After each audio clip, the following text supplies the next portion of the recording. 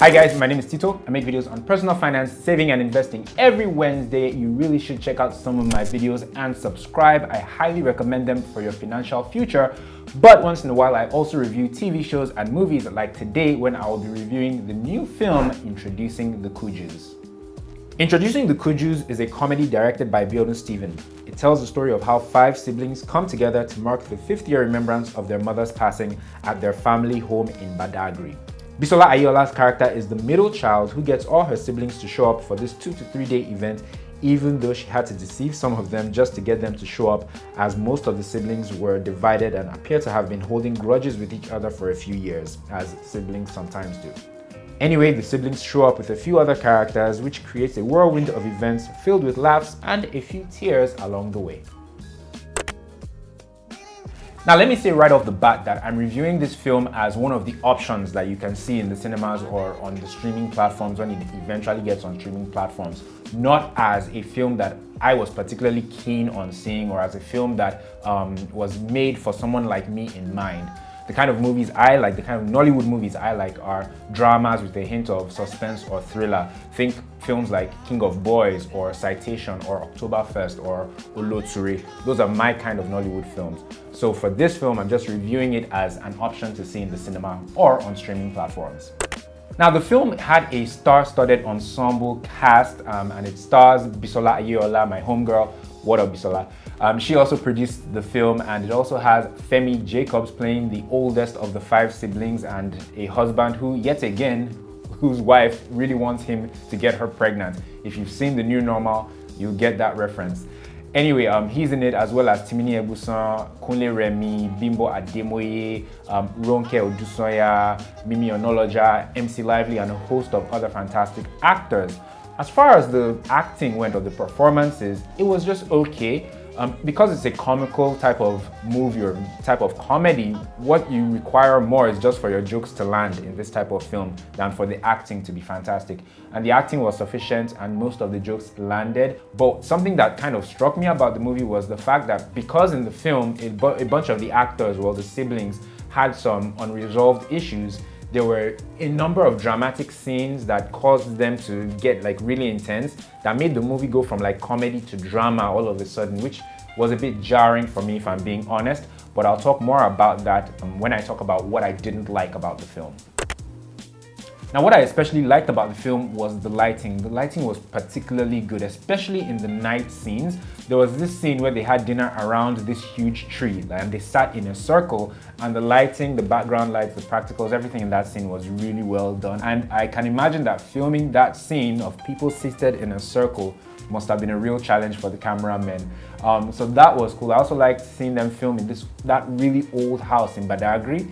I was curious about how that would pan out because I'd seen the behind the scenes stuff months ago when they were filming, and I knew they were shooting in this really old house, so I was curious about how they'd film in there. And I also liked how they promoted Badagry and the tourist attractions around Badagry. I thought that was really cool too.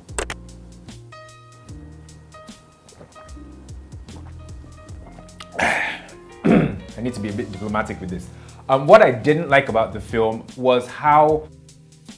Hi guys, I'm editing this review right now and I'm going to take out what I said in this portion because even though I didn't mean any harm by it, I feel it will be easily misinterpreted if I were to leave it in. So I'm going to take it out and I'm going to move on to the next item. And another thing that kind of rubbed me the wrong way, and I need to not only be diplomatic about this one, but I also need to be sensitive about this, was how I assumed that this film was a family film, that a film that you can take the whole family to see or even your kids. But there was a scene where one of the female leads had a very low-bearing top.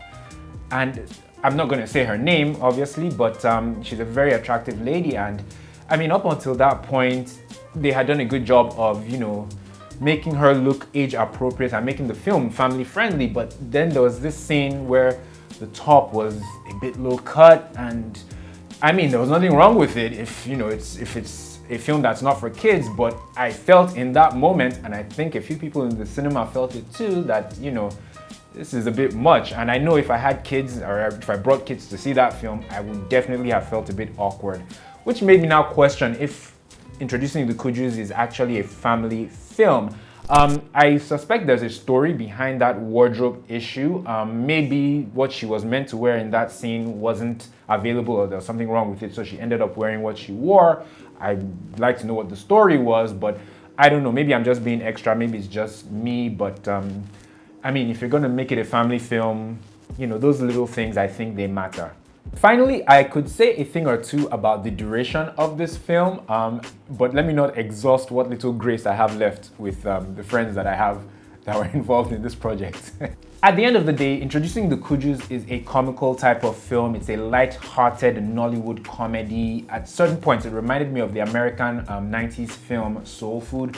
At one particular scene reminded me of the British film Notting Hill.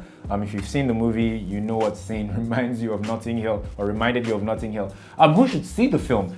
See the film if you're a big fan of Nollywood movies. See the film if you are a fan of the leads in the film, like, you know, Bisola Aiyeola, Bimbo Ademoye, Kunle Remi, Femi Jacobs, Timini Egbuson. If you're a fan of them, you know, you'll enjoy this film. Don't see this film expecting it to be like deep.